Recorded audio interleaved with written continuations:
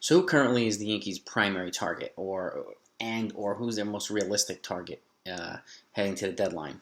We're 2 weeks away from the MLB trade deadline, and less than 2 weeks actually, and we're getting down to it. And Starling Marte has been talked about quite a bit. He actually rejected a 3-year, $30 million extension offer by the Miami Marlins, his current team, which means he's very likely going to be traded now. And but a guy of his caliber can definitely get more in free agency. So even though he's older, he's 32 now, he could probably get 15 a year for 3 years or something like that. So I could see why he turned it down. But that's Marlins don't generally offer contracts like that. So it's nice to see them trying to keep him in the franchise. So, but that said, they want to spend now, so I don't be surprised if they make a few good moves at the trading deadline. They had a good draft, and I expect them to make at least probably 1 or 2 significant or bold moves at the trading deadline to get better. And whether Starling Marte's moving him is one of them, I could actually see them making 2 buyers moves. So particularly if they move Marte. Is he the right fit for the Yankees? My opinion, no. Because the Yankees need to get younger and more left-handed, and he's neither. So, and you just need more contact hitters. Guys like they've been playing over the last couple of days, just manufacturing runs without waiting for the long ball. Long ball will come, but doing the little things, driving runs over, driving runners over, stealing bases, making a swing, sacrifice fly to outfield to drive in a run. Hitting runs and stuff like that, which they've been doing quite a bit since calling up these guys from, the AAA. And it's good to see. And it's good to just see more energy and more small ball coming from the Yankees. And while Marte's an attractive piece, the most, who are the most realistic? We're talking about Joey Gallo. He's probably realistic too. Probably more realistic. Actually, probably right on par. He's got another year until he's a free agency. So, the Yankees would have him through 2022. He is a lefty. He's younger. He's 27. Does have high strikeout numbers. And I do think that probably you put him in the Yankees lineup, which is a stronger lineup than Texas. He might be able to cut down on those strikeouts. May have better surrounding cast in front of him and behind him. So, give him some better bats, some better better opportunities. He might be the guy. I have him above Marte. He's still not my favorite. At this point, the most realistic guy who would probably be the best get is probably Adam Frazier from the Pittsburgh Pirates. And again, his strikeout totals are very low. He's a good contact hitter. Hits the ball everywhere. He's 31, so he's in between them. But he is the most complete player of all three. And he can run. He does all the little things and all the medium things and even the big things. And even though he's not a super-duper power bat, we don't need him to be. So he would probably be the most realistic get for the Yankees. And quite honestly, I think it would be a huge mistake for the Yankees to just make one move. They need to get a pitcher and an offensive player. If Adam Frazier's the offensive player that they get, I think Kyle Gibson's probably going to be the pitcher that they get from the Texas Rangers, and probably should be the pitcher that they get from the Texas Rangers.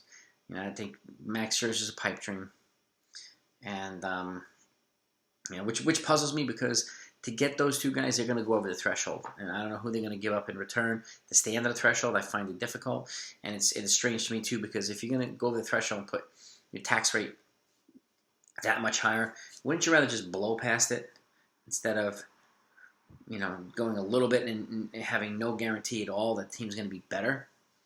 And that's my fear here. What they should do is different than what I think they will do, obviously, and I think that applies to most Yankee fans. And but my guts tell me that. And this isn't my final predictions. My final predictions will be slightly different, but I have a feeling they'll probably wind up doing Adam Frazier and Kyle Gibson, which would be a relatively solid deadline for the Yankees, a not super expensive one. They will have to offset some salaries because they're only about $2 million under the 210, and these guys have more than $2 million left on their deals combined. So obviously, have to be some creativity and some offsetting money, which is why I think they should be sellers as well. And you move a piece, move 2 pieces, reshuffle those, get some prospect depth back, free up some cash so you can acquire guys that are a little bit more expensive. So But yeah, I think they're going to wind up making 2 moves, the Yankees. But I think they're just going to be kind of, fill the need moves. I don't think they're going to make any blockbusters. I would like for them to, but, and again, I've mentioned who the guy I think they should trade quite a few times recently, to the dismay of many. But again, and I know he's got merch sales more than everybody else. He's got the, he's got the Judge Chambers. He's got all this stuff. I get it.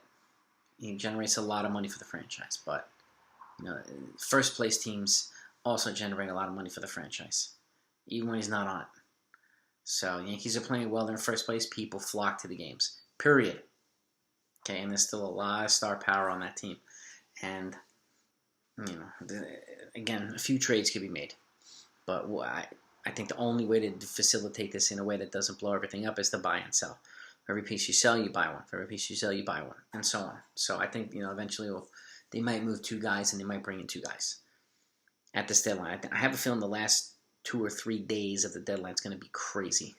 It's going to be just nonstop activity. I think people are obviously going to wait each other out to see who's going to decide to be a buyer and seller.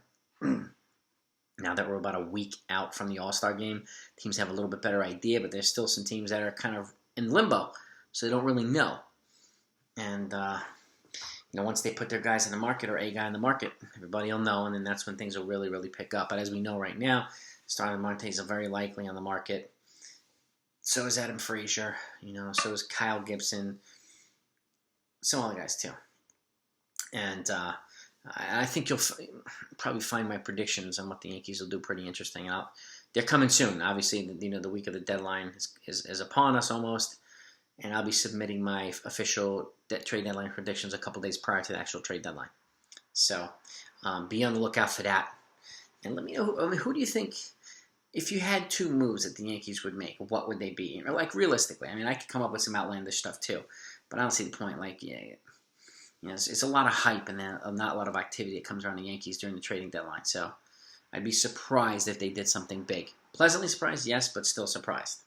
So tell me who you think, that they should be getting and who you think they will be getting. I'm really curious to see what you folks say. And whether it's in line, whether it's in your thought process is a little bit different.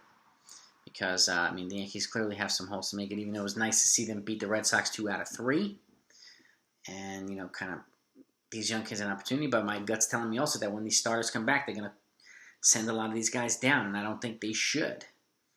I think our starters need to earn their way back, in my opinion. But I don't care what they paid. So, you can't just put him back there just because he's a highly paid starter. Especially if he's not hitting. I'd rather keep the guy from AAA up here hitting. Let the starter work it out. But that's just me. So, anyway, let me know what you think, guys. I'm really curious. But, Marte's probably, he's the guy that's talked about the most. So is Frazier and a couple other guys. But, I did hear the Mets are going to be making an aggressive push for possibly Jose Berrios and or Chris Bryant. So, look out for them as well. We can't let our Met counterparts or our New York counterparts do this stuff to us. We got to reign supreme, baby.